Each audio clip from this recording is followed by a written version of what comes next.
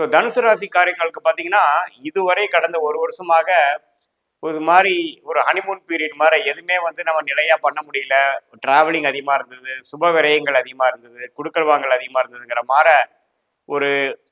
ஒரு வியாபாரியாக இருந்தாலும் சரி,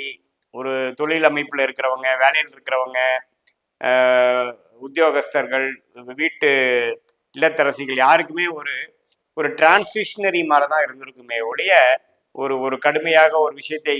எதிர்கொண்டு நம்ம வந்து ஒரு உழைக்கிறது, ஒரு ஒரு மோட்டிவாக ஒரு சில விஷயங்கள் பண்ணுறது,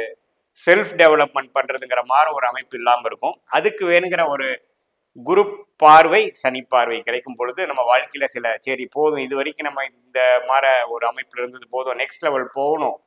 எனக்கு போர் அடிக்குது, அல்லது நம்ம growth சரியில்லை அப்படிங்கிற மாதிரி நம்மளே நாமளே புஷ் பண்ணிக்கக்கூடிய ஒரு